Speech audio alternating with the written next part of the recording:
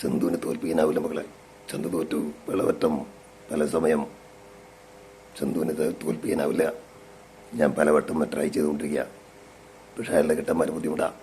പുലർച്ചെ വരെ ഞാൻ ട്രൈ ചെയ്യാറുണ്ട്. പക്ഷേ ഈ നീര് പിടിച്ച കുഴപ്പമില്ല. പിന്നെ കാണാം. ഓക്കെ. ശ്രീമാളാരവിന്ദൻ. അയ്യോ ഒരു വിശേഷം പറയൂ നേരത്തെ. എന്താ നീ മനസ്സിലായില്ലേ? എന്താ എന്റെ അടുത്ത് വിളി. പോട്ടെ, പിന്നെ കാണാം. പോട്ടെ, അല്ല വരട്ടെ. അയ്യോ. പിന്നീട് ശ്രീ തിലകൻ.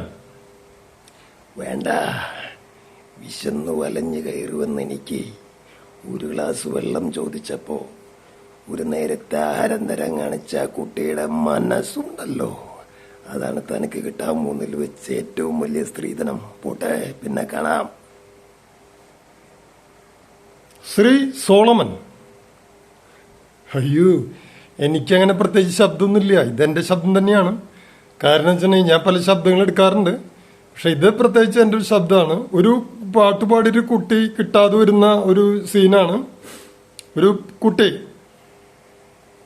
കാറ്റ് മേലെ കാറ്റ് കീഴേ കാറ്റ് സൈഡില് എനിക്കറിയില്ല, ഞാൻ പറയും, ഞാൻ പങ്കില്ല, എനിക്കറിയില്ല. അപ്പോൾ ഓക്കെ, താങ്ക് യു.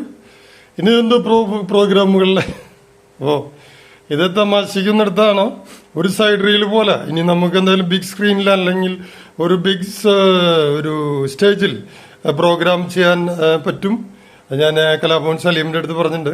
അപ്പോൾ നമ്മുടെ പഴയ ആ ഒരു ശവാലഗിരിഗിരി ആ ഒരു കാലത്തിലേക്ക് ഞാൻ നിങ്ങളെ കൂട്ടിക്കൊണ്ടുപോവുകയാണ്. എന്നാ ചെയ്യാ, ചുമ്മാ ഒരു തമാശയ്ക്ക് ജീവിതം അതൊരു തമാശയല്ലടോ എന്ന് പറഞ്ഞു കഴിഞ്ഞാൽ ജീവിതം ഒരു തമാശയല്ല. ജീവിതം വളരെ സീരിയസ് ആണ് എന്ന് ചിലപ്പോൾ എനിക്കിപ്പോൾ മനസ്സിലായിട്ടുണ്ടാവും. എന്ന് ലാലേട്ടൻ പറഞ്ഞാൽ അതിലൊരു അതിശയോക്തി ഇല്ല. കാരണം നമ്മൾ നനച്ചിരിക്കാത്ത സമയങ്ങളിലാവും ചിലപ്പോൾ ചില വിഷയങ്ങൾ വന്ന് ചേരുക. അപ്പോൾ ഓക്കെ, താങ്ക് യു. ഹായ്.